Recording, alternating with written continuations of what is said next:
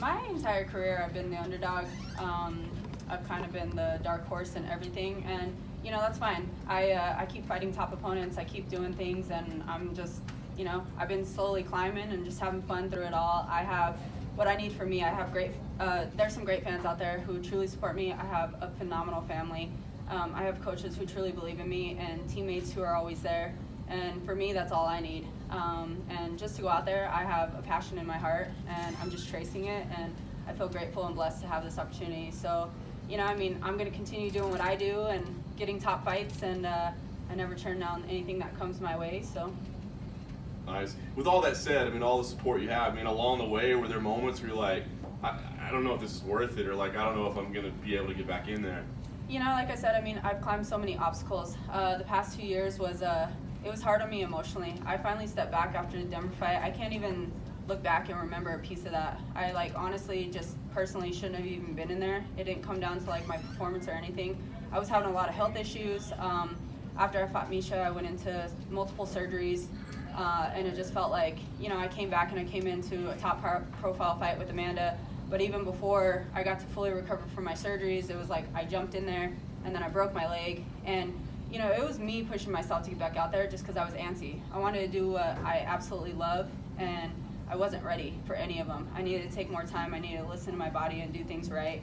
So this time around, after I fought Jermaine, I was like, I seriously need to reset, and that's where I was at the crossroads. It was either I walk away and just, that's it. I had a good run, or, I dig within myself and I see where I truly want to go. And truth is, I'm not done. I feel like I'm just getting started and I'm having fun again. What convinced you when you came to that crossroads? What convinced you to say, no, we're gonna carry on? It was my mind and it was my heart, and it was just talking to the ones around me who mean the most and just listening to what they had to say.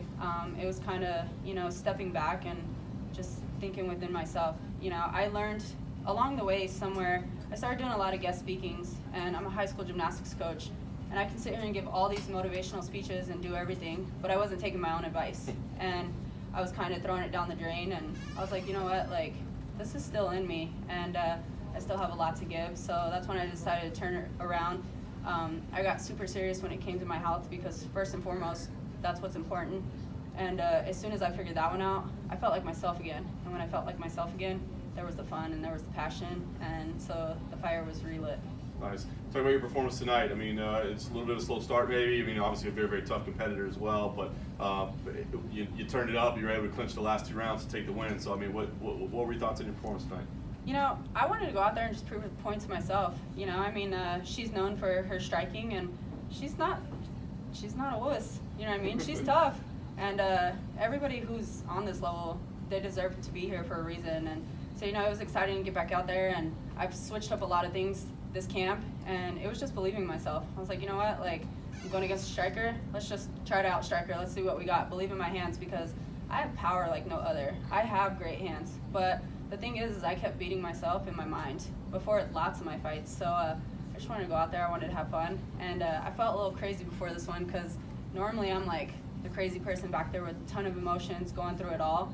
And this one, I felt the shift. I felt where I truly believed in myself, and it was just going to be a good night. That's awesome. Last thing for me, I'm sure you want to enjoy this moment. It's been a while since you had a win, but what do you want to do? Is this something where you want to take your time, you don't want to rush back in there, or do you feel like you need to make up for lost time? Give me an idea. What's the plan moving forward? Obviously my ultimate goal is to continue to climb the ladder. I would like to get another fight before the year's over. We have plenty of time. I obviously want to take a little time off. It's been a 9-week camp, and I've just been grinding day in and day out. So I want to enjoy myself for 2 weeks or so. It's my nephew's birthday tonight, or today.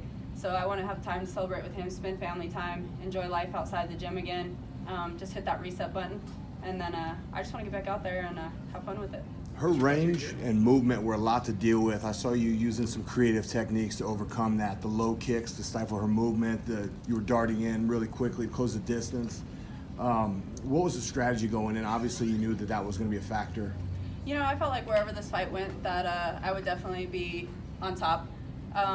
It was just, like I said, it was believing in myself. We worked a lot with rangy opponents, so all my sparring partners were tall, they were lengthy, and we just worked getting past that and moving in. Obviously mixing it up high to low, low to high, and just constantly having you think, or just believing in my hands. If I had to take one punch to give 3, then all right, that's what we kind of did. So. One more. You've talked about a lot of your trials and tribulations. How have you evolved as a fighter physically since your last couple fights? You know, physically, I feel like I've definitely evolved. I went through a thyroid issue to where I shot up the heaviest I've ever been. I hit 170 no matter what I was doing in life, no matter what kind of diet I was doing, the cardio, just anything, nothing was working.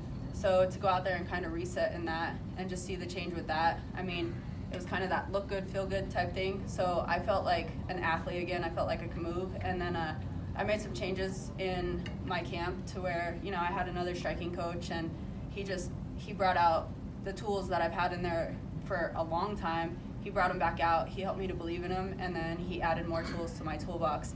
And then my wrestling coach, he's always been there from day one, and just, you know, he really helped me with that and believing in everything. And I kind of just put together this camp as far as like, I was going to make all the mistakes in the gym so that way I can go out there and just have fun and perform, because I've already messed it up a few times and now I've perfected it, and now we're just going to go showcase it. Well, let's talk about that. You look like you were having a lot of fun in there, more so than we've seen in the past. I was. Right before we got ready to walk out, I pulled my coach to the side and I was like, hey, I'm just going to take this for what it is, but I feel like I'm sparring the guys back home and the girls that I spar, and there's like not an ounce of emotion going through. Like, I'm just excited. I was genuinely smiling. I had zero nerves. Like, it was the weirdest feeling, because normally I just feel kind of batshit crazy walking out. Like, I'm jittery. I'm all like trying to get my breath under control, and just I learned how to be grateful again. I learned how to embrace the moment, and I just realized how truly blessed I am to have this opportunity, to have the talent to be where I'm at. So I just wanted to embrace the moment, and that's exactly what I did. When were those thyroid issues you fought? The thyroid issues? Yeah, when was it? I've been battling those. I got diagnosed about 3 months before I fought Amanda last May, and it just started getting worse. So I fought Amanda, and then, you know, I took some time off, and it just, you can see my body drastically changing. And then I took the fight against Jermaine, and I ended up missing weight, and it was just like, that was devastating for me, because I don't believe in that, and it's completely unprofessional. And the thing that bothered me the most is, you know, I'm way more disciplined than that, but literally my body was shutting down on me. There was nothing I can do, and that's when I was finally like, you know what, I need to get my health under control. I need to understand this. So I took 7 months off, and we underwent, I don't know how many tests. I felt like I just lived at the doctor's office to try to figure it out, and figured out that I had a parasite in my intestine. It was one thing after another, and I was like, all right, here goes multiple surgeries, here goes a broken leg, here goes this world title fight, here goes, it was just one thing after another. Now I have a parasite, now I have this thyroid issue, and I like really hit a frustrated point. I can't tell you, I spent endless hours just crying and frustrated, and I just wanted to be normal again. So once we actually figured that out, and I did a lot of research on my dieting and everything, what I could do to make different, and it was amazing how my body changed. I finally got off the thyroid medicine, I got off the other medicine I was on, and it just slowly started adapting. And then physically I just started changing, my body started dropping the weight, and that's where I knew.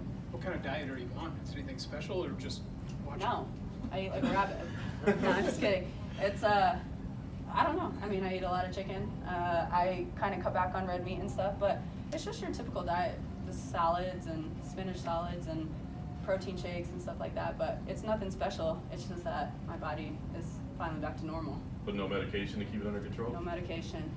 And how do you get rid of a parasite? Listen. A